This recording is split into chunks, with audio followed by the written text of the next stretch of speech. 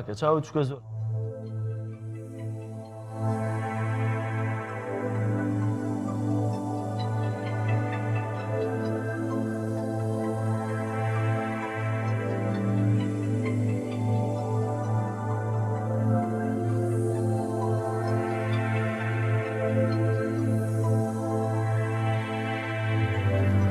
بەناوی خوای بەخشندەی میهرەبان سڵاوتان لێبێ بینەرانی عزیزی پەیامی ڕۆژ خۆشحاڵم کە لە ڕۆژێکی نوێ و لە بەرنمەیەکی تری پەیامی ڕۆژ بێەوەی ئازیز و خۆشەویست شاد دەبمەوە لەگەڵ هاوکارم کاک ڕیاز بۆ هیوایی کە بڕگە و بابەتەکانی ئەم ڕۆژ جێگەی ڕەزامەند و سوودی هەموو لایەک بێت. سڵاوی خوای گەورەتان لێبێ بینەران و بیسەرانی خۆشەویست سپاس بۆ هاوکارم جەلال محەممەد خۆشحاڵین لە ئەڵقەیەکی نوێی بەرنامەی پەیامی ڕۆژ بە دیدارێوەی عزیز و خۆشەویست شاد دەبینەوە. درود و سڵاوی خوا نێرین بۆ گیانی پاکی پێغەمبەری پێشەوا و ڕێنیشاندەر و نوری چاومان حەزرەتی محەممەد المستەفا صلی الله عليه وسلم. ئومێد دەکەین تەوەر و بڕگە و بابەتەکانی ئەم ڕۆژمان جێی ڕەزامەندی ئێوەی عزیز و خۆشەویست بێ. بڕگەکانی ئەم ڕۆمان کاگرێز بڕگەی یەکەممان ناساندنە یان قسەکردن لەگەڵ وەرگێڕی کتێبی محەممەد مەردی خوا لەلایەن نووسەر سەید حوسێنی نەسر کە لە وڵاتی ئەمریکا دانیشە لەن وەرگێڕی بەتوانە هیمداد شاینەوە کراوەتە کوردی بە ئامادەبوونی وەرگێڕەکەی باز لە کاریگەری ئەم کتێبە و جیاوازی ئەم کتێبە لەگەڵ کتێبەکانی تری سیرەی پێغەمبەری خوا دەکەین صلی الله عليه وسلم. تەوەری دووەم باز لە ئامادەکاری و کار و چالاکیەکانی فیستیڤاڵی ئەوین کە ساڵانە لەلایەن ڕێکخراوی قوتابیانی کوردستانەوە ئەنجامەدرێت بۆ خۆشەویستی دەربڕینی میلەتی کورد بەرامبەر بە نوری چاومان حەزرەتی محەممەد المستەفا صلی الله عليه وسلم کە سبەینێ ڕۆژی هەینی لە شاری سلێمانی فیستیڤاڵی ئەوین بەڕێوە چێمە لەگەڵ دوان لە ئامادەکارانی فیستیڤاڵەکە باز لە کات و شوێن و چۆنیەتی بەڕێوەچوونی فیستیڤاڵەکە و ئامادەبووان و هونەرمەندانی نێو فیستیڤاڵەکە دەکەین. هەروەها تەوەری سێممان بە ئامادەبوونی بەڕێز کوردستان حەمەڕەشید جەلال ئەندامی لیژنەی کەمپینی هاوکاری کوردستان بۆ لۆڕستانە کە دیارە لە ماوەی چەند هەفتەیە خەمیەکانی میلەتی کورد بۆ تراژیدیای لۆڕستان و ئەو لافا و نەهامەتی کە لە چەند ڕۆژی ڕابردوودا تووشی ناوچەی لۆڕستان بوویەوە. ئەمە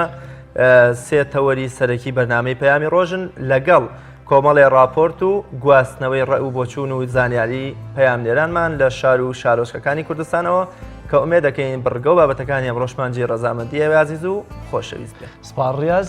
دەچینە لای بڕگەی یەکەمان کە کەش و هەوای ئەمڕۆی شار و شارۆچکەکانی هەرێمی کوردستانە.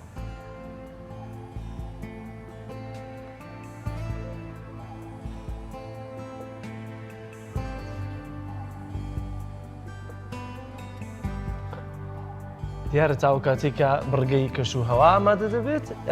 ڕاست ئەگەر بکرێ ئەم شەو پێم وایە سەرقاڵی خوێندنەوەی ئەم کتێبە بوو. بەڵێ ئەگەر کورتەیەکی بۆ بکەیتە ڕوو تاوکاتی هەچەند پێم خۆش بوو وەرگێڕەکەشی لێرە بواە من ئەم شەو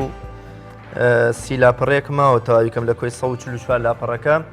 محەممەد مەردی خوا یەکێکە لەو کتێبە گرنگانەی کە بیریار و بیرمەند و نووسری ئیسلامی جیهانی سید محەممەدی نەسر نووسیوێتی باز لە وێزگە گرنگەکانی ژیانی پێغەمبەری خوا دەکات صلی الله عليه وسلم. ئەو وێزگە گرنگانەی کە بە جۆری لە جۆرەکان بۆ ئێمە و بۆ ئەمڕۆی ئێمە و بۆ ژیانی مسلمانان گرنگن هەر لە دەدایکبوونی پێغەمبەری خوا صلی الله عليه وسلم هەر لە دەستپێکی وەحی و هەر لە هیجرەت و کۆچ و کۆمەڵێ شتی دیکە. زۆر باشە دیارە زیاتر قسێ لەسەر دەکەین لەگەڵ وەرگێڕەکەیە بەڵام ئێستا دەچینە لای کەش و هەوای شار و شارۆچکەکانی هەرێمی کوردستان.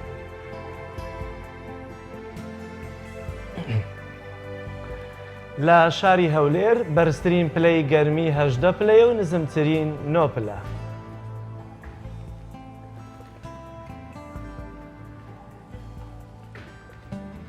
دێنەوە پارێزگای سلێمانی لە شاری سلێمانی بەرزترین پلەی گەرمی 18 پلەیە و نزمترین پلەی گەرمیش 6 پلە.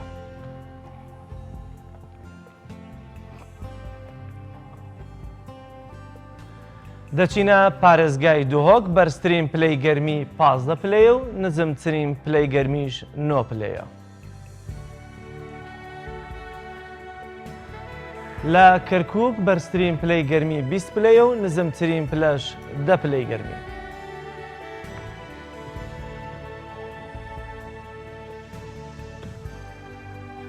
دەچینە پارێزگای هەڵەبجە بەرزترین پلەی گەرمی لە پارێزگای هەڵەبجە 23 پلەیە و نزمترین پلەش 14 پلەیە.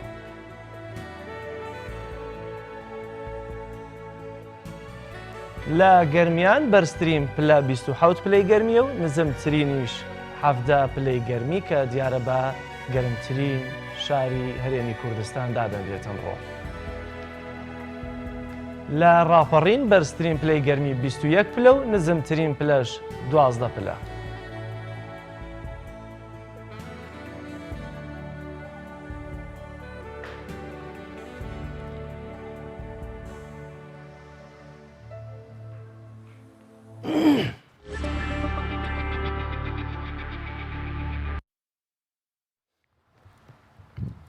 بەڵا بینەرانی عزیز دیارە بڕگەی یەکەمان تایبەتە لەسەر وەرگێڕانی کتێبێک بە ناوی محەممەد مەردی خوددا بەڵام سەرەتا هاوکارم کاک ڕاز راپۆرتێکی بۆ ئامادە کردوین کە دوێنێ لە کاتی بڵاوکردنەوەی ئەم کتێبەیە ئامادەی کردووە پێکەوە بینەری دەبین و دەچینە لای میوانەکەمان.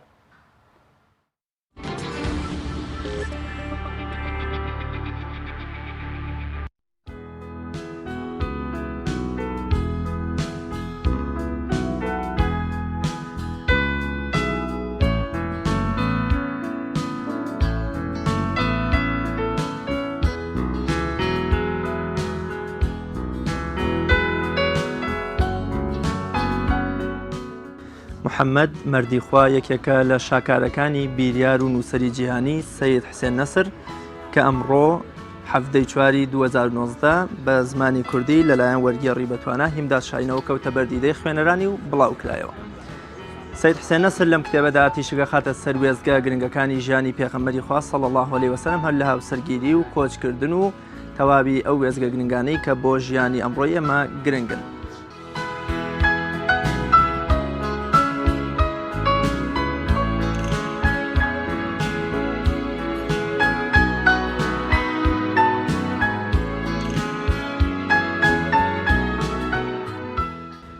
محەممەد مەردی خوددا یەکێکە لەو کتێبانەی نووسری بەتوانە سەید حوسێنی ناسر ئێمە ئەتوانین بڵین لە توراسە محەممەدمان ناسی و هەتا ئێستا ئەمانەوێت جارێکی تر لە شێوازێکی ترەوە محەممەد بناسیین وەکو لە هەموو گۆشەنیگاکانەوە باس لەم کتێبە باس کراوە کە محەممەد کێ چۆن ژیاوە چی بووە لە گۆشەنیگای کەسانی بێباوەڕیشەوە باز لە محەممەد کراوە. ئەم کتێبە لە نووسینی بەڕێز سەید حوسێن نەسرا کە نووسری فەیلسوفێکی جیهانیە و خۆی فارسە چەندین کتێبی هەیە کە لەسەر فەلسەفە و لەسەر ئاینە کاکیمداد چەند کتێبێک سەید حوسێن نەسری وەرگێڕاوە ئێستا ئەم کتێبەی کە تازە چاپی کردووە محەممەد مەردی خوددایە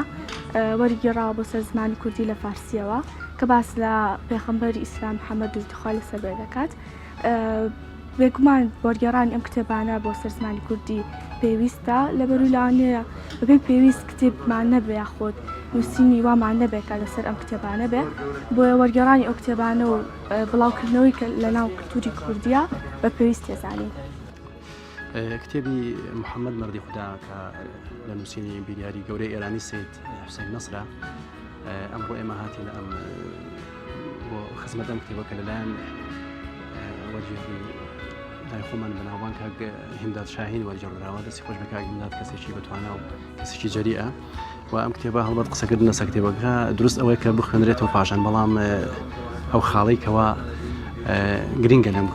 کتێبەوە کە من دەستم کەوتو ئەوەیە دید و گواستنەوەی دید و بیر و بۆچون و ڕوئیای کەسانی دەرەوەی کۆمەڵگای خۆمانە کەمەش یەکێکە لەو پیاوە بیریارە گەورانەیەکەوە دیدیا و ڕوئیا و تێڕوانینی خۆی بۆ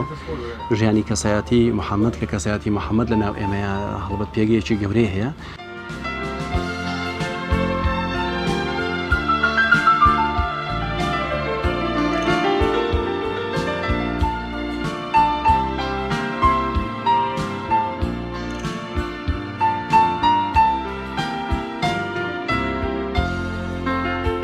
ئەوەی بینیتان سەرنجی بەشێ لە خوێنەران و ئامادەبوانی بڵاوکردنەوەی کتێبی محەممەد مەردیخوا لە نووسینی سەید حوسێن نەسر و وەرگێڕانی وەرگێڕی لاوی کورد هیمداد شاهین بوو. ڕیاز کاکە مەحموود تایبەت بە پەیامی ڕۆژ سلێمانی.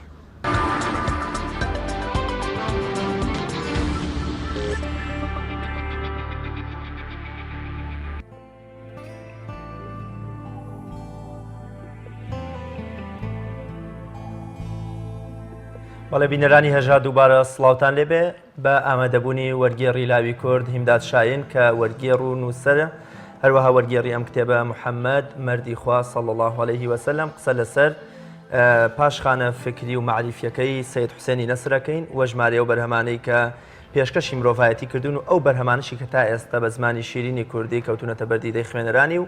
هەروەها ناوەڕۆکی ئەم کتێبە ڕوونەکەینەوە شیەکەینەوە کە بزانین جیاوازی ئەم کتێبە یان باسکردن لە گۆشەنیگای ژیانی پێغەمبەری خوا صلی الله علیه و سلم لەم کتێبە و لە باقی کتێبەکانی تر لە چه ئاستێکدا واتە جیاوازی ئەم باسکردن لەم کتێبە و باسکردنەکانی تر لە کتێبەکانی دیکەدا چییە؟ زۆر بەڕێز کاک هیمداد شاهین وەرگێڕی بە توانای کورد زۆر بەخێر بێ و سپاس بۆ ئامادەبوون. سەرتا پێمان خۆشە تیشکێک بخەیتە سەر لایەنە گرنگەکانی ژیانی سید حوسێنی نەسر وە ژمارە و کتێبانی کە تا ئێستا نووسیونی و ئانشی کە وەرگێڕاونەتە سەر زمانی پیرۆزی کوردی. بەڵێ دیارە بەر لە هەر شت سوپاس بۆ جەنابتان و سوپاس بۆ بینەرانی کەناڵی پێیام. نەسر بێشک یەکێکە لە ناوە گەورەکانی ناو دنیای معریفە لەم ڕۆیە تەنها لە ڕۆژ هەڵاتانە بەڵکو ئەو زیاتر ناوێکە لە دنیای ڕۆژئاوایە ناسراوە چونکە بەرەمەکانی جگەلەوەی بە زمانی ئینگلیزیە نووسێت ڕاستەوخۆ تەرجەما کرێت بۆ فەڕەنسی و بۆ ئەڵمانی و بۆ ئیتاڵی و تەنانەت نەسڕێکێکە لەو فەیلسوفانەی کە زۆرترین خوێنەری هەیە لە چاینا و لە رووسیا وەجگەلەوەی کە من بۆ خۆم بەشێکی زۆری کتێبەکانی بە زمانی تورکی بینیوە بە زمانی عەرەبی تقریبەن بە نزیکەیی 20 کتێبی کراوە 15 بۆ 20 کتێبی کراوەتەوە بە عەرەبی بە زمانی فارسی بە هەمان شێوە ئەو وردە وردە ئێستا خەریکە لە ناوەندی ڕۆشنبیری کوردیشا بە هەمان شێوە نزیکەی 7 تا 8 کتێب بە زمانی کوردی ئێستا لە بەردەستان کە ئەم فەیلسوفەیە ئەم فەیلسوفە لە بنەڕەتەوە سەر بە قوتابخانەی سونەتگەرایە قوتابخانەیە کە تەمەنی نزیکەی 100 ساڵێکە بێت وەکو ئیشکردنی کاری تیۆری ڕەگوڕیشەی ئیشکردنی قوتابخانە فەلسەفیە بۆ ڕێنەگینۆ یان بەناو ئیسلامێکی عەبدولواحید یەحیا و بۆ کۆمەڵێک لەو فەیلسوفانەی تر ئەگەڕێتەوە کە کۆمارە سوامی و بەرەتیزە دوجار فریتۆف شۆن و هانری کۆربن و کۆمەڵێک فەیلسوفی ترن. نەسەر سەر بۆ میراتە فەلسەفیەیە بەمانە ڕۆژئاواییەکەی و بەمانە ئیسلامیەکەی نەسەر پتر ئەگەڕێتەوە بۆ میراتە فەلسەفیەکەی مولا سەدرا بەڕەحمەت بێ ئەومە جگەلەوەی حتمەن کتێبێکی گرنگی هەیە لەسەر مولا سەدرا ئەگەر تەمەن باقی بێت پێم خۆشە ئیشی لەسەر بکەم لەسەر ئەو کتێبە لە پاڵ ئیشکردن لەسەر مەلا سەدراوە نەسەر ئیشی لەسەر غەزالی کردووە ئیشی لەسەر مەولانای ڕۆمی کردووە و کۆمەڵێکیشی گرنگی هەیە لەسەر ئیبن سینا لەسەر سوورەوەردی بە کورتەکەمەوە بڵێم کە سید حوسێن نەسر پێویستە بۆ ئێمە بۆچی پێویستە کامەیە ئەو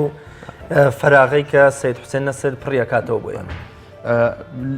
چکەساتی لەدایکبوونی قوتابخانەی سونەتگەرایی هاوتایە بە تەقینەوەی ئەو گڕکانەی کە پێوترێ فەلسەفەی مۆدێرن ئەم گڕکانە ئەتەقێتەوە بە ڕووی دنیاە لە ئاستی زانستیە لە ئاستی دینناسیە لە ئاستی هونەرە و هەموو ئاستەکانی تر تا ئاگات بە شێوازی سیاسەتکردن و حکومڕانی پێشمەرجی قوتابخانەی سونەتگەرایی و بە تایبەت جەنابی دکتۆر نەسر پێشمەرجێکی سونەتیانەیە پێشمەرجێکە کە ڕاستە و خۆ دژ بە و نەریتە مۆدێرن خوازە هەیە کە پێی وایە تەنها ئەو ڕاستە و پێی وایە تەنها ئەو دەتوانێت لە دنیا تێبگا و تەنها پێی وایە ئەو توانای تەفسیرکردنی دنیای هەیە. قوتابخانەی سونەتگەرایی وەکووتم سید حوسێن نەسر فەیلسوفێکە کە سەر بەم قوتابخانەیە بیرمان نەچێت لە پاڵ سید حوسێن نەسرەوە مارێت دەکاکمان هەیە ئەم فەیلسوفە گەنجانەی ئێستا دەیڤد دەکاکمان هەیە کەنەرداگڵیە جۆزی بلامباردە کۆمەڵێک فەیلسوفی گەنجن کە ئەمانە ئیبراهیم کاڵینە ئیشاڵڵا ڕەحمەتیە مەجموعەیەکن کە ئیشەکەن بۆ وەکو خوێندکاری نەسر ئەڵبەتە تەلەبەی نەسر و لەمە گرنگترەوەیە کە من ئێستا خەریکی سەرقاڵی چاوپێکەوتنێکی خۆیم کتێب پرۆژەی کتێبێکە بە زمانی فارسی و ڕەنگە بشکرێتەوە بە ئینگلیزی لەسەر داوای خۆی تەبان و هیوادارم بتوانین بیکەینەوە بە کوردیش کۆمەڵێک باسخواسی زۆر گرنگی تایە و لە ڕاستیە کۆمەڵێک وەڵامی زۆر گرنگی تایە بۆ ئینسانی ئەمڕۆ و بۆ پرسیارەکانی ئینسانی ئەمڕۆ کە لە بەرامبەر وەکوتم ئەو تەقینەوە تەقینەوە نەئەخلاقیان کە مۆدێرنە پێی وایە بێت هەموو جونگە ئەساسیەکانی ژیان کۆنتترۆل بکە هەموو شتێکە بێت لەژێر کۆنتترۆلی ئەوە بێت پێشمەرجی دیدگای سونەتیانە ئەوەیە کە پێویستە ئینسان هەر کارێکەیکە ڕەهەندێکی تەعالیە بێ ڕەهەندێکی ترانسیدنتاڵیە بێ باڵایی بێ ئەبێ بەردەوام لە شوێنێکا بگەڕێتەوە بۆ خوا بەبێ گەڕانەوە بۆ خودا و بەبێ گەڕانەوە بۆ ئەو ئەستە تەعالیە بە بێگومان بە شەرە گۆڕێ بۆ بشەڕ شەڕە خاتەوە و ئێستا ئێمە بۆ من لە ئاستی ژینگەیە دۆخێک دروست بووە لە دنیاە دۆخێک تا بڵێ ترسناک و من بۆ خۆم بەردەوام ئانی هەمان ئەو دیدگایەمەیە کە فاجعەیەک یا ڕووداوێکی زۆر گەورە ڕووبدا بۆ ئەوەی کە کارەساتێکی دڵتەزیێ ڕووبدا بۆی ئەم دۆخە ڕابگرێت تەقانەوەی بەردەوامی شاخەکان بۆ دەرێنانی کانزا و دروستکردنی هەزاران فارگۆن و فابریکە و کارگەی زەبەلاع بۆ بەرەمێنانی تەکنەلۆژیای پیشەسازی ئەمانە بەرئەنجامداد ئەم بەرگە کە بۆ چاپە کوردیەکە نازانم چاپە ئینگلیزی و فارسیەکەی چۆنە ئەم بەرگە هیچ گزارشت و ماناو دەلالەتێکی تایە بەڵێ هیچ خوێندنەوەیکی تێدایە بۆ ناوەڕۆکی کتێبەکە ڕاستی ئەو بەرگە نەک بۆ چاپە ئینگلیزیەکەی ئەم کتێبە توانم بڵێم لە بەرجی هیچ کتێبەکان نییە ئەم من زۆر گەڕام شتێک بەرجێک بدۆزمەوە بۆی تعبیرێکی پڕاوپڕ بێ بۆ ئەم کتێبە ئەم بەتەڵەوە بەرگە معراجە معراجی پێغەمبەرە دردوخوای لەسەر بێت و ئەوەی کە بوراقە چوار دەورەکەی ئەوانەی کە لەگەڵیان فریشتن مەلەکوتن ئەوە تعبیرێکی زۆر پڕاوپڕە بۆ کتێبەکە من لە ڕاستیە زۆر بیرم کردەوە ئایا چییە گونجێت سێ چوار جار بەرجیان بۆ دروست کردم و تاوان ڕێز و حرمەتمێ بۆ هاوڕێیانە زێتیان کێشە بەڵام بە نەتیجە بڕیارمدا کە خەیاڵەکە ئاوا بێت ئاوا ئیش لە وێزگە گرنگەکانی کتێبەکەش میعراجە بەڵێ ڕاستە فەرموویت وایە گەورەترین پەیامی ناوم کتێبە چییە کاکیم گەورەترین پەیامی ناو کتێباوەیە کە پێمانەڵێت پێویستە محەممەد دوردوخوای لەسەر بێ بناسین وەک ئەوەی کە هەیە نەک وەک ئەوەی کە ئێمە ئامانەوێت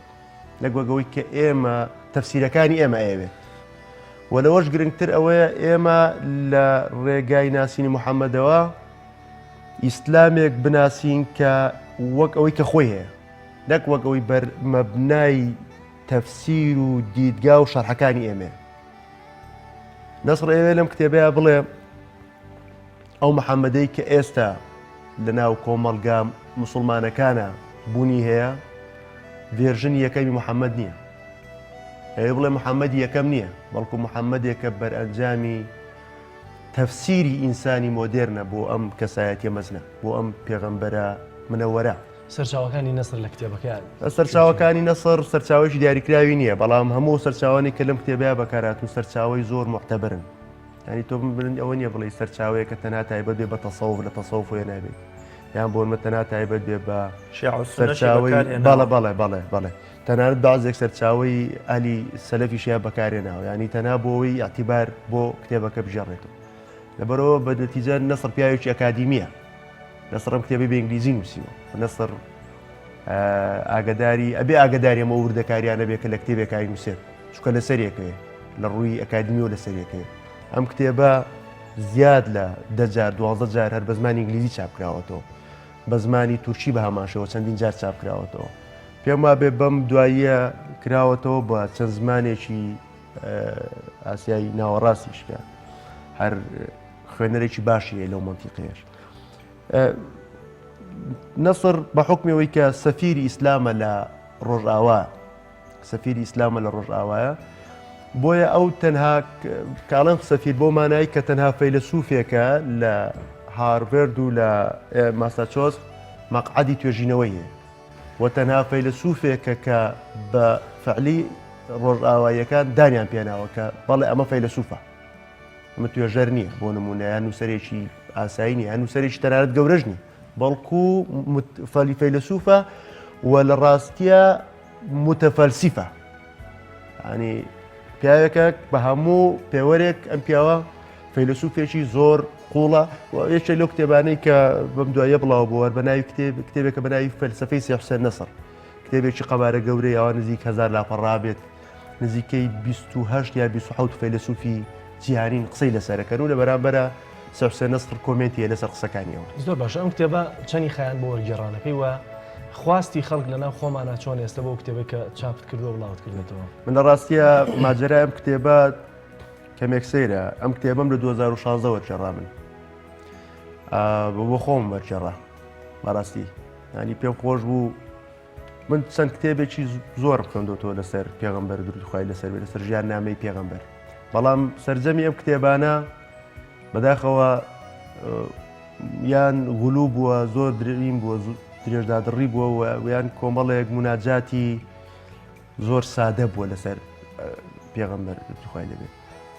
من کات ئەم کتێبە خوێندەوە ڕاستەوە خۆ تێگەیشتم لەوەی کە قسەکردنی فەقیهێک یان قسەکردنی بۆ نمونە کەسێک کە سەرکاری لەگەڵ شریعەت و لەگەڵ فقه هەیە، عەفوەن نەک شریعەت، لەگەڵ فقه هەیە، جیاوازە کە کاتێک قسە لەسەر پێغەمبەرەکە جیاوازە لە کەسێک کە فەیلسوفە قسە لەسەر پێغەمبەرەکە. ئەی دیدگای فەیلسوفێک بۆ پێغەمبەرێک زۆر جیاوازە لە دیدگای کەسێکی ئاسایی یان فەقیهە یان نووسەرێکی ئاسایی بۆ پێغەمبەرێک. لەبەرەوە من کە تەرجەمەم کرد ماوەیەکی زۆر هەڵم کرد، نزیکەی ساڵێک هەر هەڵم کرد لای خۆم. دوای بڕیارمدا بەداخەوەی نەبوو، یعنی کتێبێکی وا نەبوو لەسەر ژیانی پێغەمبەر درودی خوای لەبێت.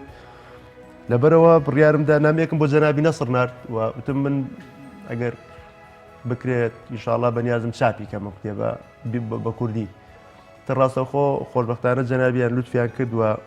پێشەچیان بۆ نووسیم، دیسان ڕامگرت، نزیکەی 2 ساڵی کە ڕامگرتەوە، 2 ساڵی کە ڕامگرت لە 2017 بۆ 2019 ئێستا. لە پێشەچەکەش ئاماژەم پێ کردووە کە تا ئەندازەیەک لە ڕووی معنەویەوە ئامادە نەبووم بۆەوەی کە کتێبەکە چاپ بکەم. بۆچی؟ تۆ ئیشکالم لەگەڵ ئەوە هەیە، ئێستا بۆ من 2 کتێبی کەم هەیە ئەمە بۆ چاپ ئامادەیە، بەڵام هەر خۆم نازانم هەستەکەم لە ڕووی معنەویەوە ئامادە نیم. کێچەی لەو کتێبانەی کە نووسیومە لەسەری بن عەرەبی و غەزالی، لەسەر مەولانا و لەسەر مەحویش، کتێبێکی 700 لاپەڕەیە، بەڵام هەر ڕامگرت و چکە پێم وایە ئینسان هەر شتێک کە ئینووسێت مەسئولە لەسەری و بەرپرسە لەسەری، بۆیە بێت زۆر وریا بێت. دوێنێ لە وتاری بڵاوکردنەوەی کتێبەکە جەنابەت قسەیە کرد کە ئەتوان بڵێم ئەو جوولووتکەی ڕەشبینیت بوو بەرامبەر بە خوێنەری کوردی. ئاماژت بەوە کرد کە من ئەم کتێبە بە جۆرێ لە جۆرەکان وا وێنایەکەم، وا خەیاڵەکەم کە فرێدەمە زبڵدانی مێژووە و فرێدەمە نێو زبڵێکەوە. ینی ڕەشبینیت بەرامبەر بە خوێنەری کوردی گەشتۆتە ئاستەی کە پێت وایە ئەم کتێبە ئەگەر فرێش بدرێتە نێو زبڵێکەوە نەو خۆڵ و خاشاکێک و هەروەکو یەک وایە. ئەم ڕەشبینێت لە چێوە سەرچاوی گرتووە و لەگەڵ ئەم ڕەشبینیەشە بۆچی کتێبەکەت چاپ کرد؟ بەشێکی چاپ نەکردنی کتێبەکەم بۆ 3 ساڵە بۆ ئاگەڕێتەوە بەڕاستی. یاری بەداخەوە دنیای ئێمە ڕوو بە سادە گۆیەکی زۆر ترسناک ملەنێت. ڕۆژانە دەیان تێکستی سادە و دەیان شعری بەتاڵ لە خەیاڵ، دەیان تێکستی بەناو فکری کە خاڵی خاڵیە لە هەموو ڕاندێکی فکری هەنووسرێ و بە هەزاران خوێنەریانەیە. تۆ خەڵکت هەیە ئەوەی کە پێوتری شعر هەموو شتێکە شعر نییە، بەڵام بۆ نمونە شتێکە نووسێت 15 جار 20 جار چاپەکرێتەوە. ئەمە خەتەرە لە کاتێکا بۆم لە کتێبێکی وەکو کتێبێکی کتێبە سێ حوسێن نەسر یان دەیان کتێبی تر کە کتێبی گرنگن چەند سەدانەیەکی لێ چاپەکرێ و لە کتێبخانەکانە لە سوچێکی کتێبخانەکانە بۆ ساڵانێکی درێژ ئەکەون و کەس دەستیان بۆ نابات. هەنێ ئێمە بەداخەوە ڕوو بە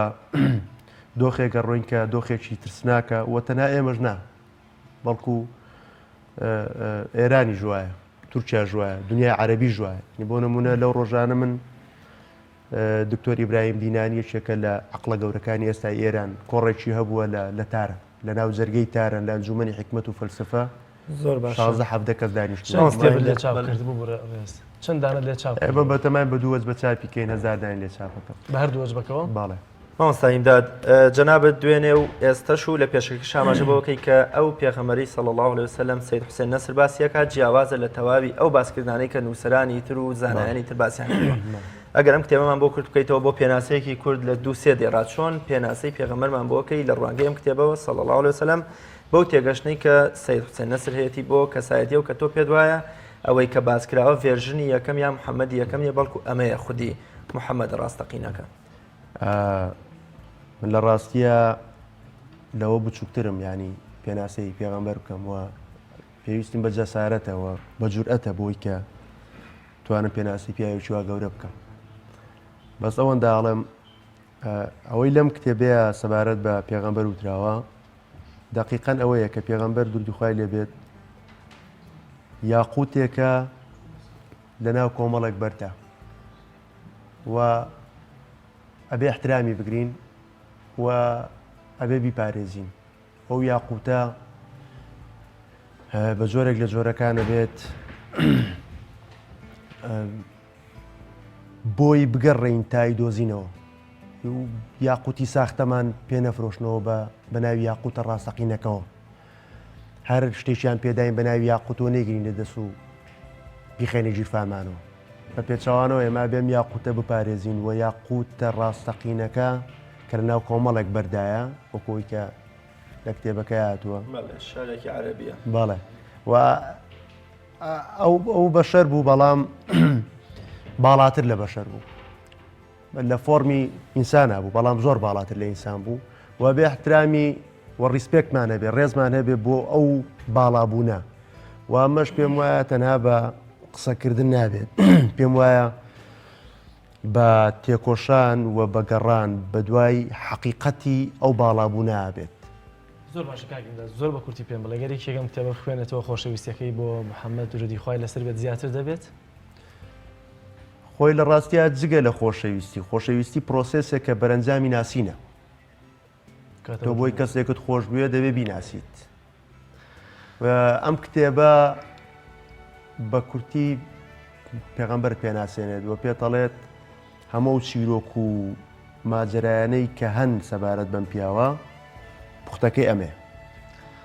زۆر باشە زۆر سپاس بۆ ڕێزکاکیمداچین بۆ دەرفەتی کە بێمت بەخشیوە. سپاس بۆ جەناب خۆشحاڵ بووم.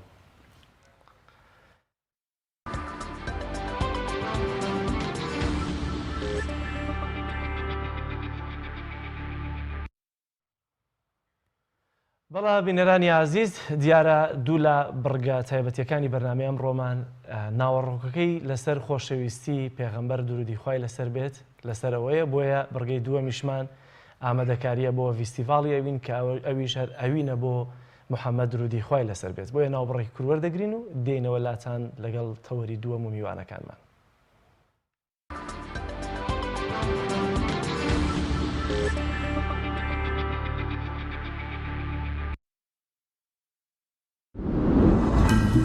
تۆپ ئارت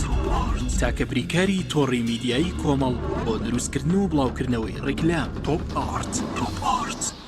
کارگەی شیرەمەنی هالا تۆ بە دوای ماستی خاوێن و تەندروست تا دەگەڕێیت ئێمەش حالت پێشکەش دەکەین. هالا بە ئامەری ئۆتۆماتیک بەرهەمەهێنرێت. هالا بە خۆشترین تاموچێژی نەبراوەی ماست و دۆ ماستا و سفرە و خوانەکانتان دەڕازێنێتەوە. بەرهەمەکانی هالا لە ژێر چاودێری تەندروستیدا و لە تاقیگەی تایبەتی خۆیدا پشکنینی بۆ دەکرێت. هالا بە ئۆتۆمبیلی سارسکەرەوە بەرهەمەکانی دەگەیەنێتە کڕیارانی لە سەرجەم شەڕ و شەڕوچکەکان. هالا بەرهەمێکی ناوخۆیە و زامنی پاراستنی تەندروستی ئێوەیە. ماستی هالا تەندروست و تازە. ناونیشان سلێمانی ڕێگای گشتی تاسلوجا پشت بەنزینخانەی مژدە. کارگەی شیرەمەنی هالا. ئایا تا ئێستا بیرت لەوە کردوتەوە کە ئینتەرنێتێکی بێسنوور بەکاربێنیت یان بیرت لەوە کردوتەوە کە بۆ هەفتەیەک یان 2 هەفتە ئینتەرنێتی بێسنوور بەکاربێنی سەرڕای هەموو ئەمانە تا ئێستا بیرت لەوە کردوتەوە کە بۆ یاری ئەلکترۆنیەکان ئینتەرنێتی بێسنوور بەکاربێنی؟ بێگومان نەخێر. فانسی نێت هەموو ئەم کێشانەت بۆ چارەسەر دەکات. تۆش دەتوانیت بۆ ماوەی هەفتەیەک یان 2 هەفتە یان مانگێک بەردەوام بێسنوور لەگەڵمان بیت. ئێستا خزمەتگوزاریەکانمان لەم شوێنانە بەردەستە: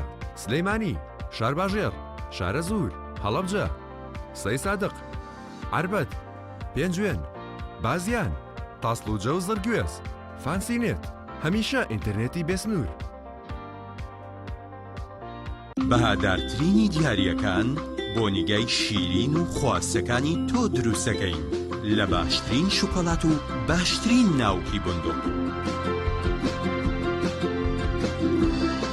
بۆ بەدیهێنانی چەند ساتێک لە ژیانت کە پڕ بووە لە هەیەجان لێوان لێو بووە لە خۆشیەکان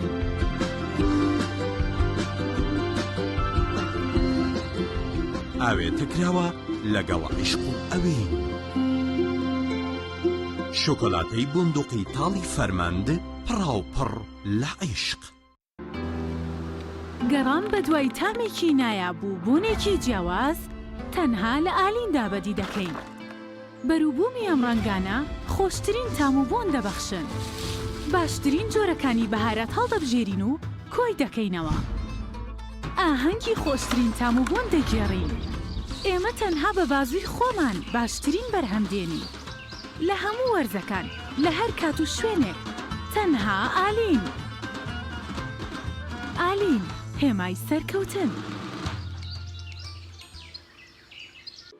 خوانێکی تایبەت لەگەڵ ڤیتا تاقیب کەرەوە پێشکەشی خێزان و ئازیزان تیبکە ڕۆنی ڤیتا لە ڕووەکی سروشتی بەرهەمدێت و پێکهاتەکەی چەوریێزیان بەخشەکانی تێدا نییە ڕۆنی ڤیتا باشترین ڕۆنی لە 100% سروشتی ڤیتا نهێنی خواردنە بەتامەکانی سەر سفرەکەت تۆپ ئارت تاکە بریکاری تۆڕی میدیایی کۆمەڵ بۆ دروستکردن و بڵاوکردنەوەی ڕیکلام تۆپ ئارت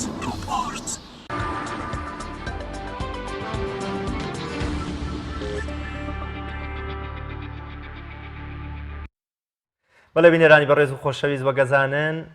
خۆشەویستی پێغەمبەری خوا صلی الله علیه وسلم لە کوردستان هەمیشە لە ئەو جوولووتکەدا بووە دیوانی شاعیرانی کلاسیکی ئێمە لە خۆشەویستیان بۆ پێغەمبەری خوا صلی الله علیه وسلم پڕاوپڕە و ئەتوانین بڵین سەرلەبەری زۆربەی زۆری شاعیرانی کلاسیک لە خۆشەویستی پێغەمبەری خوادا هۆنراوەتەوە صلی الله علیه وسلم فیستیڤاڵی ئەوینیش کە ڕێکخراوی قوتابیانی کوردستان ناوەندی سلێمانی بۆ چوارەمین ساڵ سبەینێ ئەنجامیەدا ئەتوانین پڕە لە ئەوین و خۆشەویستی و محەبەت بۆ پێغەمبەری خوا صلی الله علیه وسلم لە شارەکەی کاک ئەحمەدی شێخەوە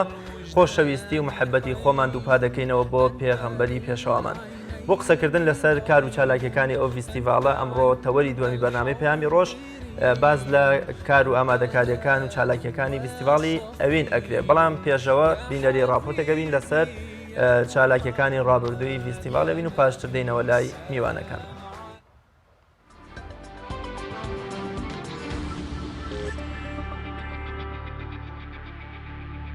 بەکر و عومەر و یاوەرانی خۆشەویست خزمات و مەلول مەسجیدی خوبە سەوزت لە بێ بیلالیدا هەناسەی نەدەدا وەلێ گەورەی پەیامەکەت و لێبڕاوی و بەردەوامی هاوڵانت ڕێگاکە درێژەی پێدرا تاکە گەیشتە خاکی کوردان ئێستا ڕێبوارانی ڕێگای ون بوو لە کانیاوی ئیسلامەتیدا تیمەریان دەشکێنن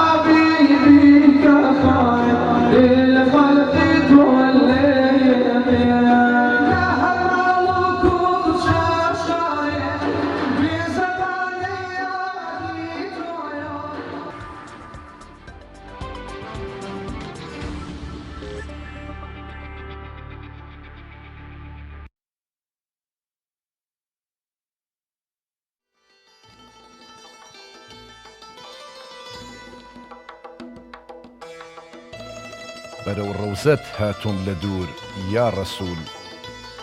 ئەی حەبیبم منبەعی نور یا ڕەسوول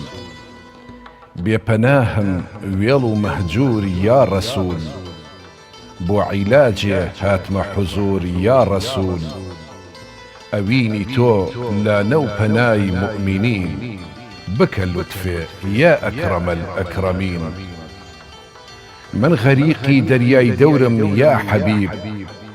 مایە پوچی ڕۆژی حەشرم یا حەبیب غافڵم بێباک لە قەبرم یا حەبیب هەر تۆی تەبیب تاجی سەرم یا حەبیب ئەوینی تۆ توێشوی زادی موئمینین بکە لوتفێ یا حەبیب العالەمین ڕووم ناوە لێت تاوانکارم یا شەفیع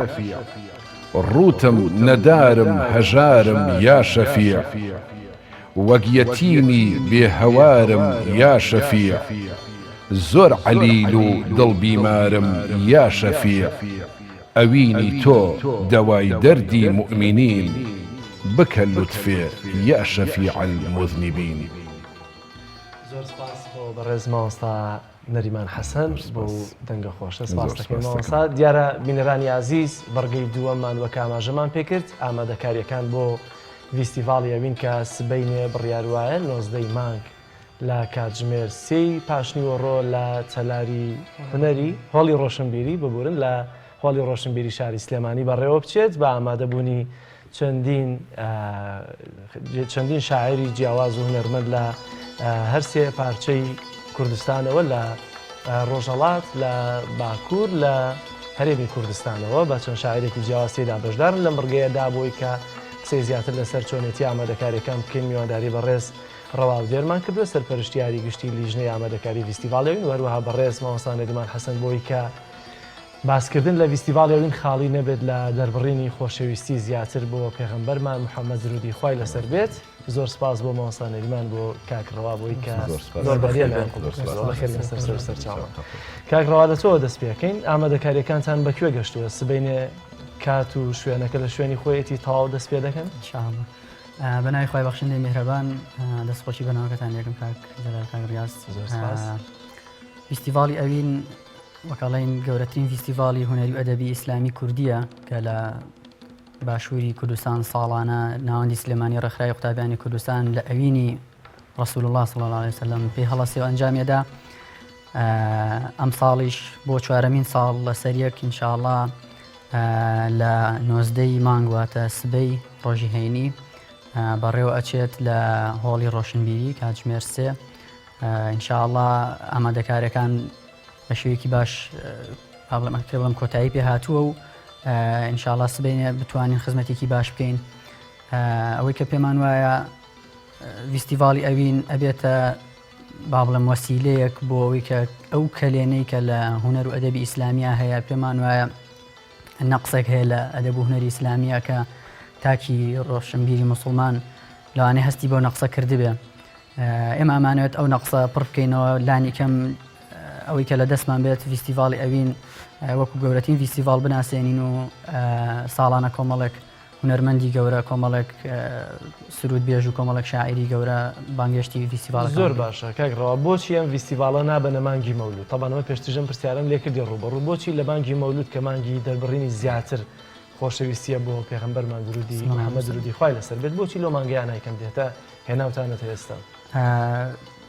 وەکەڵێ دەربڕینی خۆشەویستی ئەمە یا ئەوینی خۆمان بۆ پێغەمبەر صلی الله علیه و سلم دیاری نەکراوە بە ماوەیەکی دیاریکراوە تەنها بە مانگی مەولودەوە ئێمە پێمان وایە هەموو لە کۆی تەواوی ساڵەکەیە پێویستمان بۆیە خۆشەویستی خۆمان بۆ پێغەمبەر صلی الله علیه و سلم دەربڕین مانگی مەولودیش هەموو ساڵێک کۆمەڵێک چالاکی زۆر و کۆمەڵێک مەولودنامە و کۆمەڵێک با بڵێم چالاکی تیاکرێت ئێستاش کە لە مانگی چوارین هەر مانگی لە دایکبوونی پێغەمبەری خوا صلی الله علیه و سلم بە ساڵی زاینی بەڵێ زۆر باشە ئامادەکاریەکان ئەو گروپانی کە دێنەوێ هونەری خۆیان پێشکەشەکەن لەکوێوە دێن چەند گروپن چۆنە بەرنامە ساڵانە ئێمە فیستیڤاڵ ئەوین کە ئەنجامەدەین ئەمانەوێت زۆرترین با بڵێم کللتوری جیاواز تێکەڵاو بکەین ئەم ساڵ 4 گروپمان هەیە 2 گروپیان لە شاری سنەوە دێن کە گروپی سنێ بە سەرپەرشتی کاک شەهرامی مەنسووری و کاک میهرانی خالیدی وەستافەکەی وەزایدەن گروپێکی تر هە لە شاری سنەوە کە گروپی شەمسە بە سەرپەرشتی کاک عەبدولسەلام فاتحی گروپێکی نوێیە لە کوردستانە بۆ یەکەم جارە وەکەڵێ لێرە فیستیڤالێکی لەو جۆرەیان بۆ ساز بکرێت و بەشداری بکەن زایدەن لە شاری ئامەد لە کوردستانی تورکیا با بڵێن گروپی ئامەد حزوریان ئەبێت کە ئەو گروپە شەر نوێیە تا ئێستا یەکەم جارانە لە کوردستانە بەشداری فیستیڤالێکی لەم شێوە بکەن و لە باشووریش لە کوردستانی خۆمان کاک سید محەممەد جەباری کە خەڵکی شاری کەرکووکە و لەگەڵ ستافەکە ئینشاءڵڵا تەشریف دێنە کوردستان لە تەشریف دێنە سلێمانی و لە سلێمانی بەم 4 گروپە ئەم ساڵ فیستیڤالەکەمان بەڕێوە ئینشاءڵڵا زۆر باشە پێمان خۆشە گوێبیستی شارێکی تربین لە خۆشەویستی پێغەمبەری خوا صلی الله علیه و سلم ئەگەر مامۆستانەریمان بۆمان بخوێنێت. زۆر سوپاسدانەکەم دیارە من چەند شعرێک و چەند تێکستێکم هەیە لەسەر ئەوە بەڵام پێش ئەوەی کە بچمە سەر شعرەکە جەنابەت فەرمووت بۆچی فیستیڤاڵی ئەوین لەم مانگەیە نایبەنە مانگی مەولود ئێمە مانوێ هەموو مانگی مەولود بێ و ئێمە لە فیستیڤاڵی ئەوین ئەمانوێ پەیامی بین بە هەموو جیهان بە تایبەتی بە هەر 4 پارچی کوردستان بۆیە لە هەر 4 پارچی کوردستانەوە ئێمە ئەم هونەرمەندانە بەڕاستی بانگهێش دەکەین لەبەرەوەی ئەمانوێ پەیامێک بین بە هەر 4 پارچی کوردستان چیمان ئەوێ ئەو پەیامەمان چییە؟ ئەو پەیامەی ئێمە مرۆڤبوونە مرۆڤبوون جا بۆیە من ئەمەوێت لەم مناسبەیە شعرێک لەسەر ئەم مرۆڤبوونە و ئێمە ئەمانوێت چ پەیامێک بین بە هەر 4 پارچی کوردستان و بە بینەرانی بەڕێز. ئەمە تێکستەکەی یان شعرەکەیە؟ ئەمە شعرەکەیە ئەگەر ڕێگە هەبێت من بەڵێ شعرەکە بە ناونیشانی مرۆڤبوون چۆنت ئەوێ چۆن ئەڕوانیت ئاوا بژی لەم ژیانە هەر کەس ئەبیت هەر چۆن ئەبیت ئەو کەسە بە لەم جیهانە کورد بە تورک بە یا ڕووسی بە فارس عەرەب هۆڵەندی بە ئینگلیس هیندی یۆنانی بە ئەمریکی بە کەنەدی بە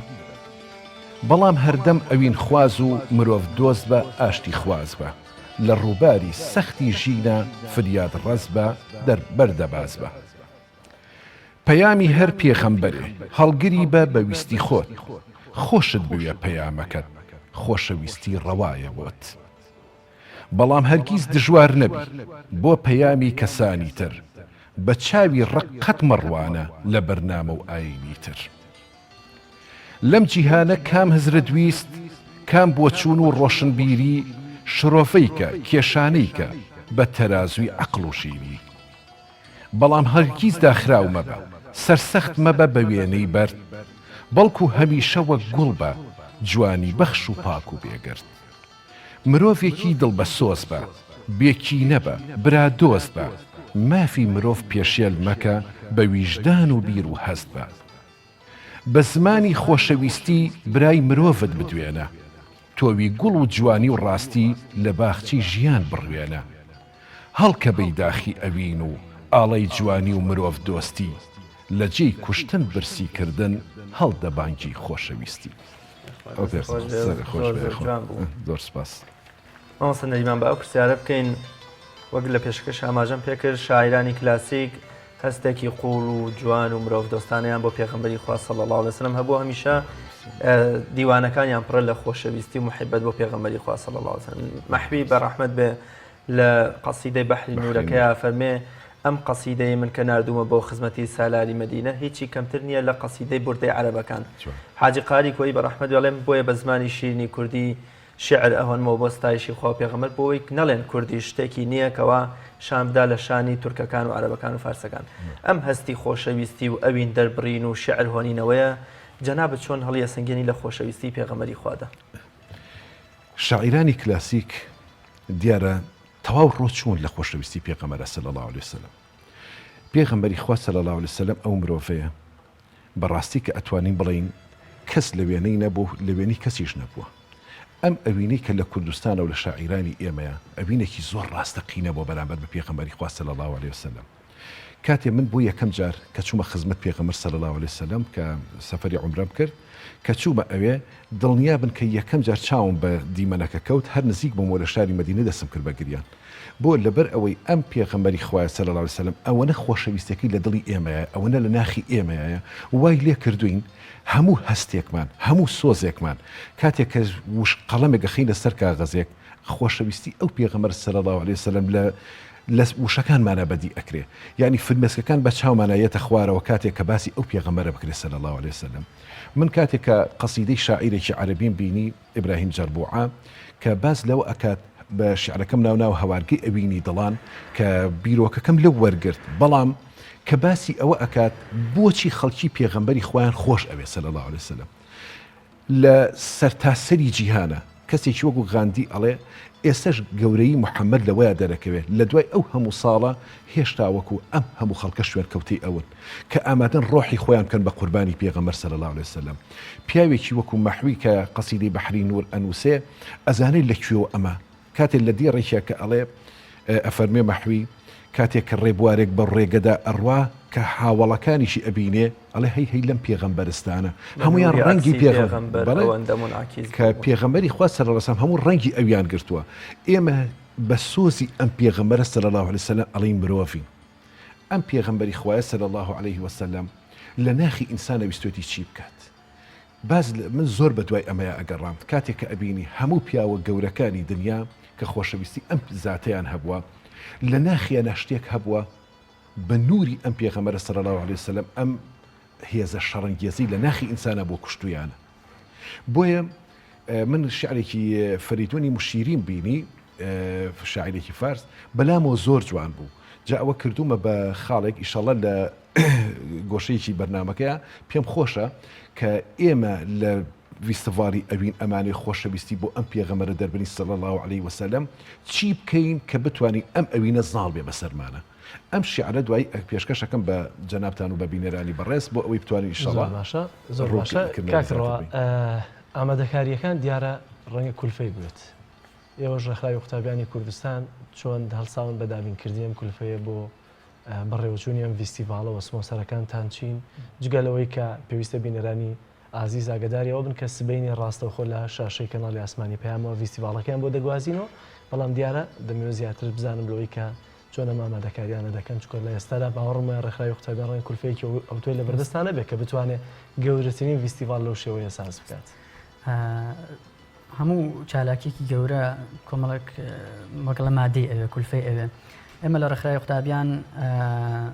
کولفەیەکی وامان نییە خۆمان کە بتوانین کۆی بابڵم فیستیڤاڵەکە لە ئەستۆ بگرین بە حکمیەوەی کۆمەڵە گەنجین ئەمە ئیشەکانەکەین کۆمەڵە قوتابین کە هەمومان خۆبەخشی ئیشەکەین کۆی ڕێکخراوەکە خۆی خۆبەخشی ئیشەکە بەڵام مادەم ئیشەکە گەورەیە و سپاس بۆ خواکچین بۆ لای خەڵک باسی ئەەکەین خەڵک هاوکاریمانەکە خەڵک مەبەستم بەتایبەت کۆمەڵک کۆمپانیا هەیە سپۆنسەرمانەکە کۆمەڵک خێرخواز هەیە هاوکاری مادیمانەکە ئەم ساڵ ئەمە لێرە زۆر سپاسیان بکەم کۆمپانیای ئاڵتونسا هاوکاریەکی باشی کردوین و سپۆنسەری یەکەمی فیستیڤاڵەکەمانە و کۆمپانیای پارێزان بۆ حەج و عەمرە بە هەمان شێوە سپۆنسەری دومی فیستیڤاڵەکەمان و ئەویش چەند ساڵێکە هاوکاری فیستیڤاڵەکە و کۆمەڵێک چالاکی تریشی کردوین و چاپخانەی هەردیش ئەرکی باڵێن لە چاپ و ڕێکلامی فیستیڤاڵەکەی گرتوتە ئەستۆ لێرە وەسپاسی هەر سێ کۆمپانیاکەکەین وەسپاسی هەر خێرخوازێک هەر کەسێکەکەین کە بە مادی یا بە معنەوی هاوکاری فیستیڤاڵەکەی کردبێتین لانی کەم ئەگەر دڵسۆزی خۆی دەربڕی بێ بۆمان لانی کەم ئەگەر دەستخۆشیێکی بۆمان کردبێت. جەلال غاندی ئەڵێ نەفرەت لە تاریکی مەکە هەستە چرایەک داگیرسێنە. ئێمە هەمیشە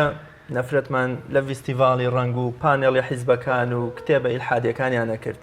بەڵام هەست دەکەم هیچ کامیان هێندەی فیستیڤاڵی ئەوین کاریگەری نەبووە لە دڵی میلەتی کوردی موسڵمانە.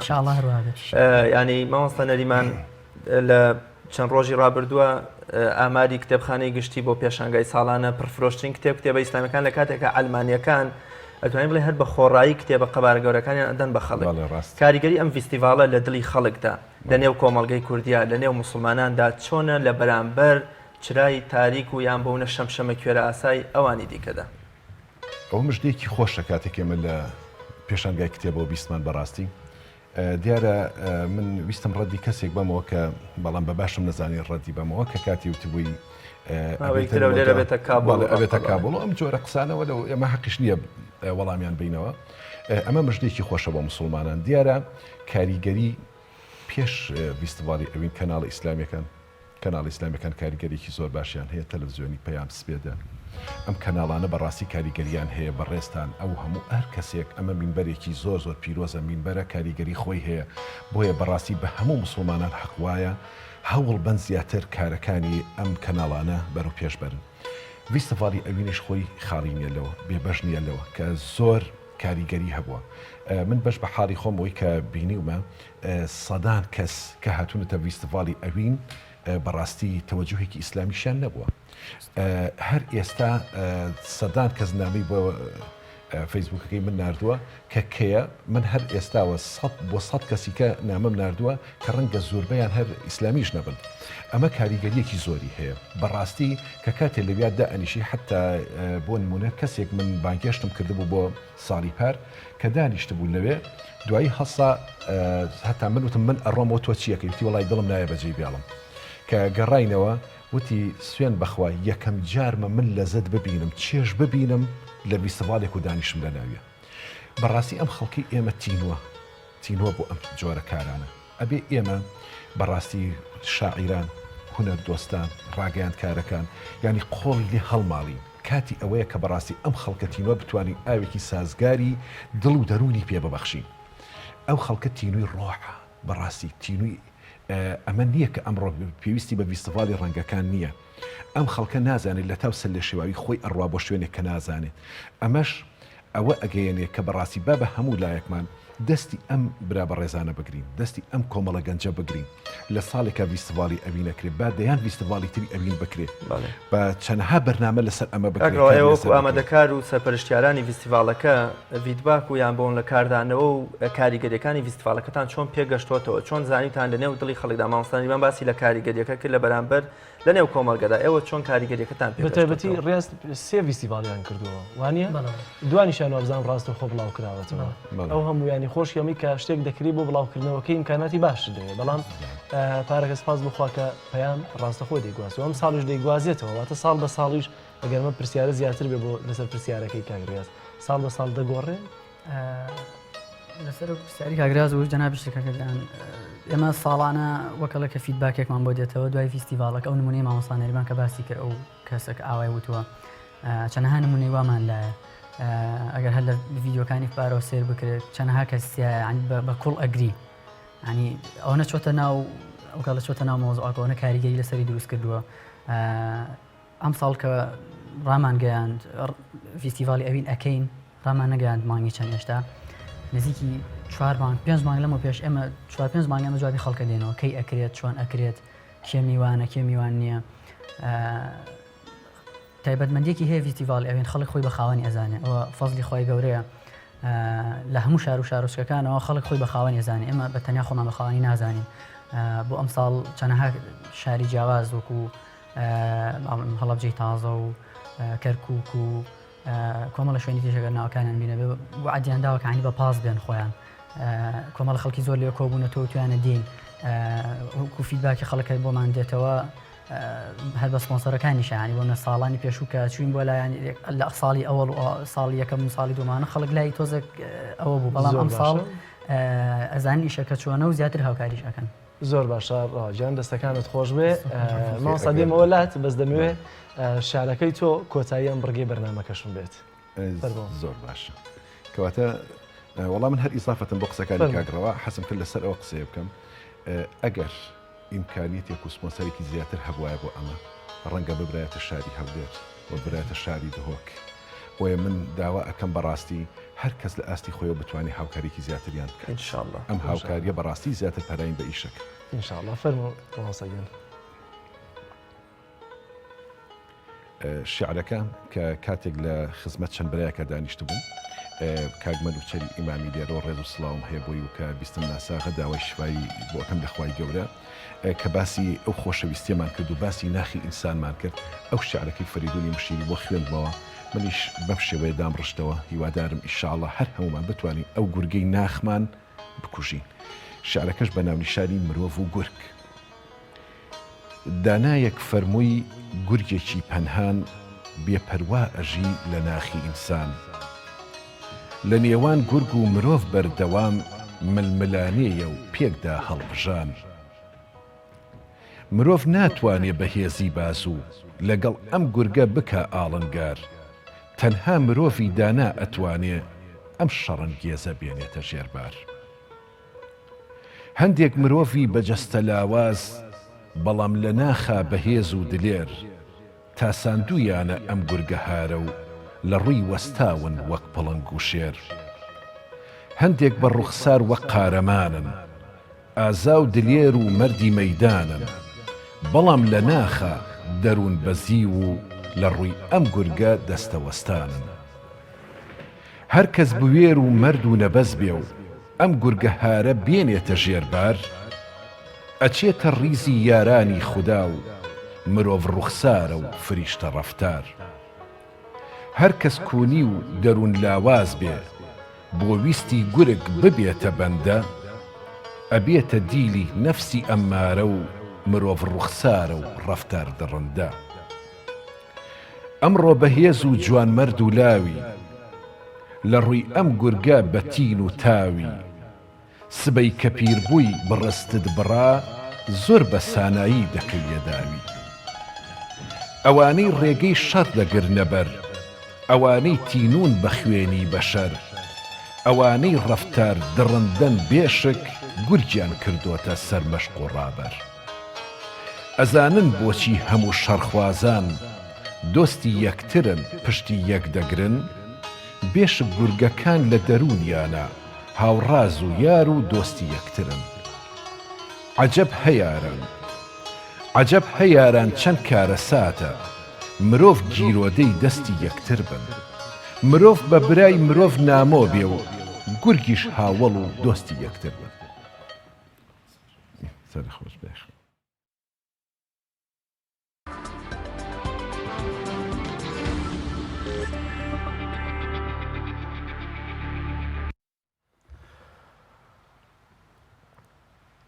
بەڵا بینەرانی عزیز دیارە دەچینە لای پامنێرانمان کە لە ئێستادا ڕاستی حەمامین لە شاری سلێمانیەوە لەگەڵمانایە ڕاستی سڵاوی خوارد لێبێ ئەگەر گوێت لێمە پێم بڵێ چالاکیەکانی ئەمڕۆی شاری سلێمانی چین؟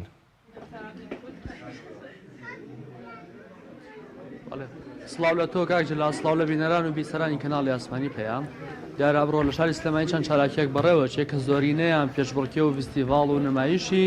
زانستین لە زانکۆ و پەیمانگاکانی نێو سلێمانی من ئێستاکە وتام لە زانکۆی کیشێک لە سلێمانی لەم زانکۆیە لێرە بەشی هەندسەی بەشاندەسەیەکانی ئەم زانکۆی بەشاندازیارەکان نمایشێکی گەورە و گرنگیان کردووە بۆ پرۆژەکانی خۆیان هەر لە پلانسازی شار هەر لە معماری هەر لە سیڤڵ درەوین لە هەموو ئەمانە کۆمەڵی نمایشی زۆر جوانە بینی کاجلل کە ئەمانە بەرهەمی ئەم قوتابیانە خۆیانن وا لێرە نمایشیان کردووە و چونەتان پێشبڕکیەوە ئەمە چوارەمین پێشبڕکی نێودەوڵەتی پرۆژەکانی تیشکە بۆ بەشی ئەندازیاری کە لێرە ئەم قوتابیانە نمایشیان کردووە و بڕیار وایە کە دوا بە دوای لە کاتی ئەم پرۆژەیە بڵێن لیژنەیەکە گەڕێ بەسەر ئەم پرۆژانەوە بەسەرێکەنەوە و ئێستاکەەوە بڵێن ئاهەنگی دەستپێکردنەوەگەی دەستی پێ نەکردووە من جگە لێرەی کە لە ڕاڕەوەکە ئەم پرۆژانە عرض کراون هەر ژوورێک جیا کراوەتەوە ئەگەر یارمەتی مامدەن هەر ژوورێک جیا کراوەتەوە بۆی کە لە بەشی خۆیان بڵێن پرۆژەیان نمایش کردووە ئەمە یەکێکە لە بەشاندەسیەکان کە پرۆژەکانی تیان نمایش کراوە کۆی بینن ئەم پرۆژانی تایە پرۆژی زۆر جوان منە ڕۆمە لای ئەم قوتابیە بەڕێزە کە بڕیار وایە وەکو نوێنەری ئەم ژوورە عرضێم پرۆژانەوە کە بزانین ئەم ژوورە چ پرۆژەیەکی تایە سڵاو لێبێ چ پرۆژەیەک هەیە لەم ژوورەیەوە لێرە نمایشی چی کراوە لێرە مەشروعەکانی دیزایانی ئێمە عرضەکرێت مەرحلەکان بە تێکەڵی تایەتی مەشروعی مەرحلە دوو مەشروعی تایە و مەشروعی مەرحلە سێژ مەشروعێکی تایە هەروە مەشروعە کۆنەکانیش و ئێمە لێرە ئەم مەشروعانە عرضەکەین کۆمەڵێک مسابقەی تیا ئەکرێ کۆمەڵێک جووری یاخود کۆمەڵێک دادوەریان ئەوانەی کە لە مسابقەیان عرض ئەکرێن ئێمە دەرفەتی ئەومان پێ ئەیرێ کە شەرحی بکەین و کە بۆ خەڵکی شەرح بکەین کە ئێمە چ مەشروعێکمان کردو و فیکرەکانمان چین و ئەو تازەگەریە چیەکە لە مەشروعەکانی ئێمەیە هەیە و ئەم پرۆژانە کە لێرە هەن ئەمە هیچ بەشێکی هەندەسیە و دواتر ئەم پرۆژانە چیان لێ دێت ینی تا ئێستاگە لە 3 ساڵی ڕابردووە هیچ دەکیان لێبیراوە ئەم مەشروعانە هینی قۆناغە جیاجیەکانی تەلارسازین قۆناغە جیاجیەکانی ئەندازیاری تەلارسازین و بەڵێ مەشروعەکانی ساڵانی پێشوش کە هەڵواسراوە ئیسفادەوی لێبینراوە خەڵگیت فکری تازە ئەبینێ لە بەری معماری خۆی هەروایە هەر کەسە و فکرێکی تایبەت بەخۆی هەیە هەر کەسە و کۆنسپتێکی تایبەت بەخۆی هەیە بۆیە خەڵگیت کە ئەیبینێت کۆنسپتی تازە ئەناسێ فکری تازە ئەناسێ هەم تەلەبە هەم مهندسە معماریەکانی کەین ئیسفادەی لێکەن وەکو فیکرە بەڵێ کاک جەلال منەمەوێت ئەگەر دەرفەتم پێ بێت نمایشی پرۆژەی چەند ژوورێکی دیکەتان بۆ بگوازمەوە هەروەها بەڕێز مامۆستا ئیلهامم لەگەڵا بێت کە بەرپرسی پەیوەندەکانی زانکۆی تیشکە لێرە مامۆستا ئیلهام بەڵێ کاک نەوزاد کامێرەمانم هاوکارم بێت ئەم پرۆژان لێرە نمایش کات لێرە پرۆژەی زۆر ناوازە هەیە هەمویان هی بەشی ئەندازیارین لێرە بە سیڤڵ 3D پرۆژەکە عرضکراون مامۆستا ئیلهام میوان مامۆستا ئیلهام سڵاو لێبێت ئەگەر بێت و بەڕێستان باسێکم پرۆژانکەن و پێوان بڵێن ئامان چیە لەم پرۆژەیەوە سەرەتا بەخێربەن سەرچاو ئازتان کێشاوە زانکۆیشک ساڵانە ئەمە بۆ چوارەم ساڵە چوارەمین فیستیڤاڵی پرۆژە تازەگەریەکانی زانکۆوە کاتەوە لە ڕاستە ڕۆژێکی تایبەتە بە بەو پرۆژانێکی خوێندکاران بە درێژایی ساڵێک خەریکینی هەدەف لەم پێشنگانە لە ڕاستیە پێدانی دەرفەتێکە بە خوێندکاران تاوەکو لە ڕێگەی ئەم پرۆژانە و لە ڕێگەی ئەم دەرفەتەوە بتوانن ئەو ئەفکار و بیر و بۆچوونە ناوازانی کە هەیەە خۆڵقێنەرانی کە هەیەە بتوانن بیکەنە واقع لە ڕێگەی ئەم واقعشەوە توانن کولتورێکی زانستی بەرهەم بیانن دروست بێت یاخود تاوەکو بتوانین فەرد و خوێندکار و خریجی خارق بەرهەم بێنین مامۆستا چی ئەم پرۆژان لێرە ئەبینەوەکی هەڵسەنگاندنی بۆ ئەکات وە چارەنووسی ئەم پرۆژان چیە بێت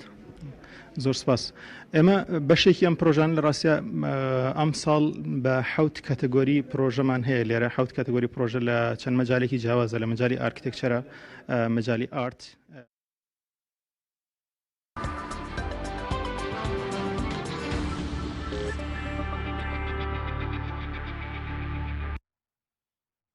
بەڵێ سپاس بۆ پەیامێرمان ڕاستی حەمەمین بینەرانی بەڕێزی و خۆشەویست پێکەوە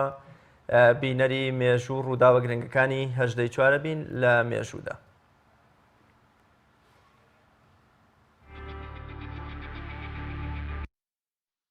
هەژدەی چواری 1970 دەرچوونی یەکەمین ژماری ڕۆژنامەی موقتەم لە قاهیرەی پایتەختی میسر.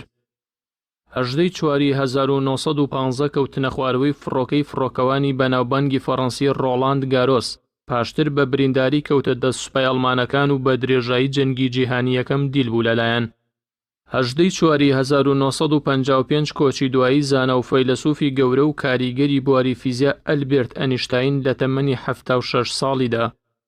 هەژدەی چواری 1970 لەدایکبوونی سەعدەدین حەریری ناسرا و باساعەت حەریری سەرۆکوەزیرانی لوبنان، ناوبرا و کوڕی سەرۆکی تیرۆرکراوی لوبنان ڕەفیق حەریریە و دوای تیرۆرکرانی باوکی بووە سەرۆکوەزیرانی ئەو وڵاتە.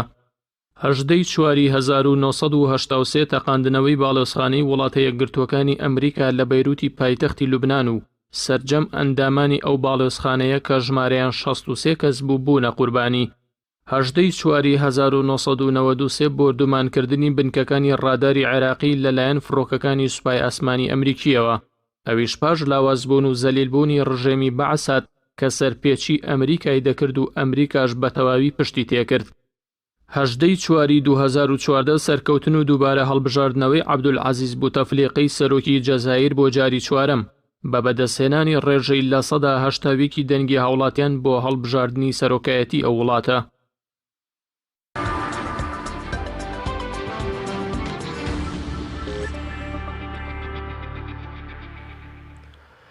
بەڵا بینەرانی عزیز، دیارە لە سلێمانی کەمپینێک بۆ هاوکاریەکانی لێقەوماوانی ئێران بە تایبەتی خەڵکی ڕۆژهەڵاتی ئێرانەوانی کە بەرلافاوی چەند هەفتەی ڕابردوودا کەوتون و زیانێکی زۆری مادیان بەرکەوتووە. لە سلێمانی کەمپینێک لەلایەن ڕێکخراوەکانەوە ڕاگەیەنراوە کە تەوەری سێم و کۆتاییمان تایبەتە لەسەر ئەو کەمپینە، بەڵام پێشەوەی کە بچینە لای میوانەکەمان چەندی منێکی تایبەت و با بڵێم نەبینراو تا حدێک لە لافاوەکە و لە دوای لافاوەکە ئێران پێشەوە بینەری دەبین و دوای دەچینە لای میوانەکانمان.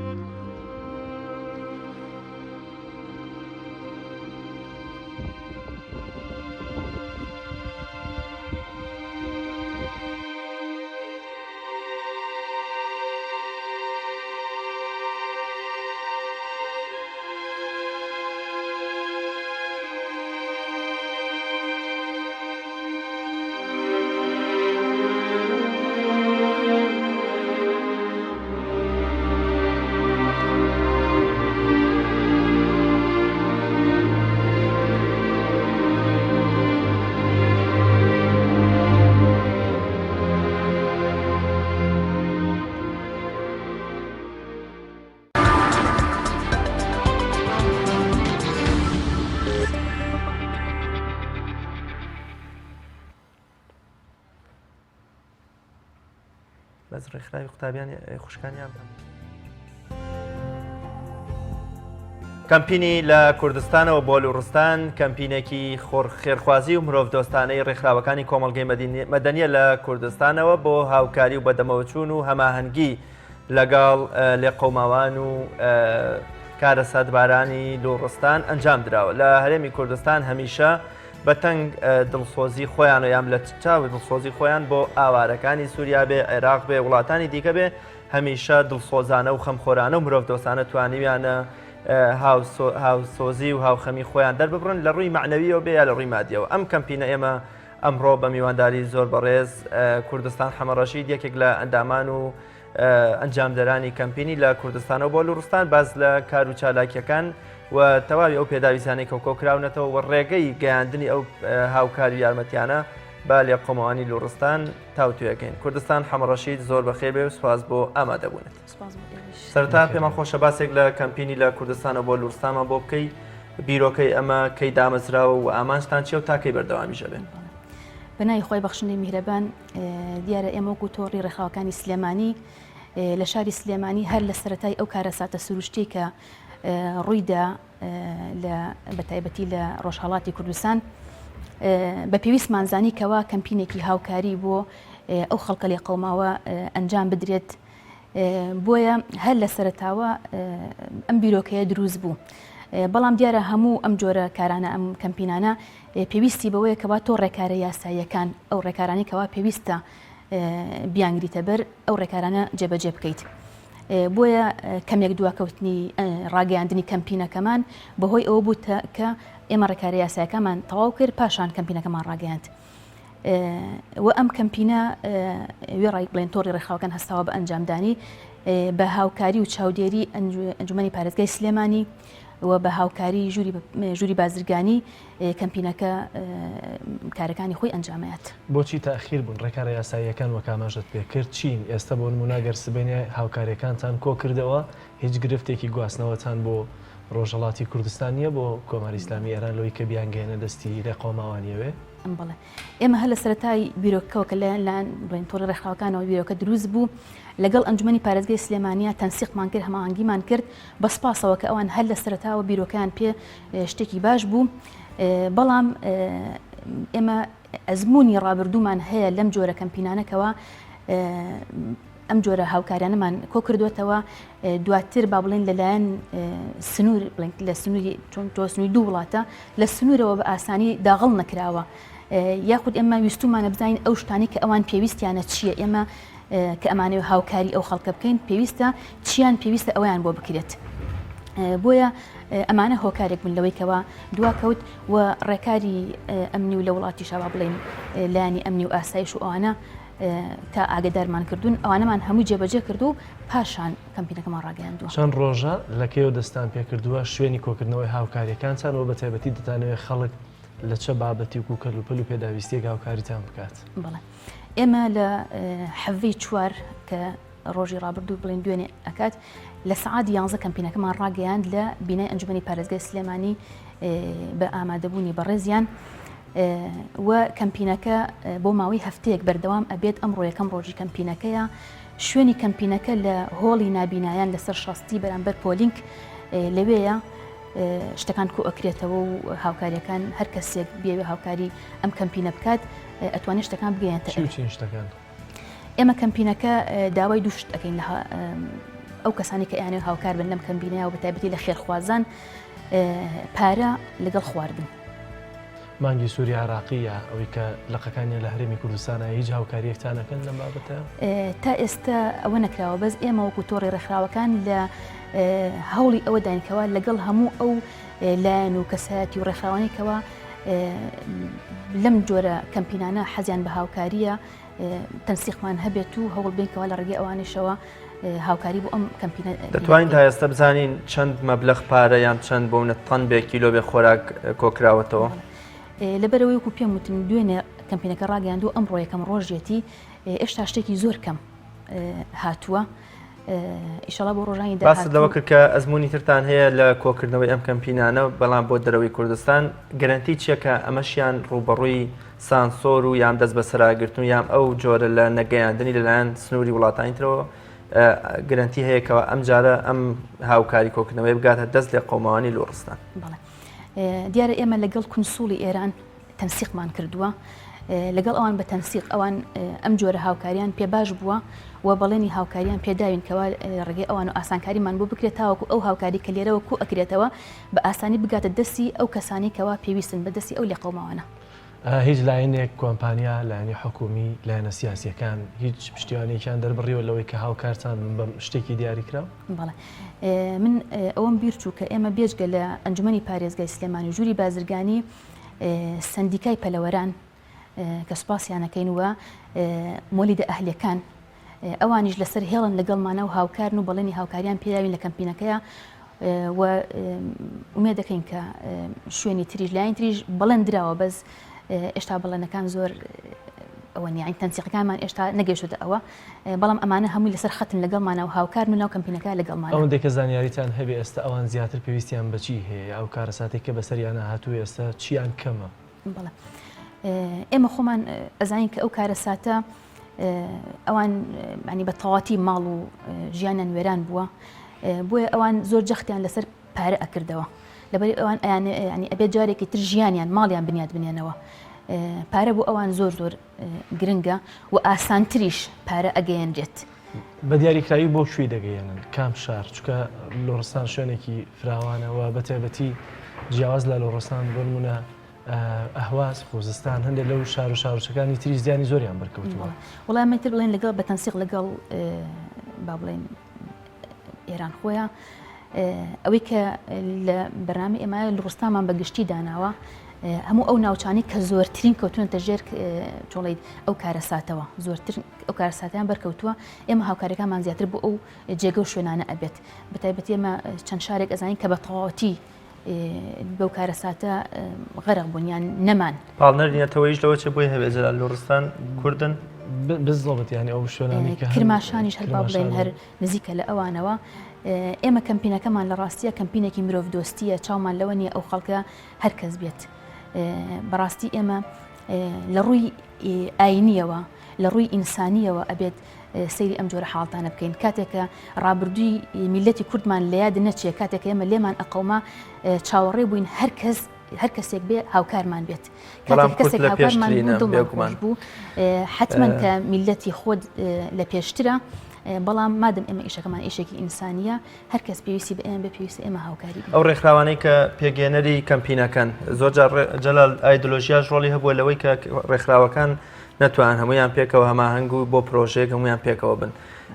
ڕێکخراوەکان کامانن کە بەشدان لەم کەمپینەدا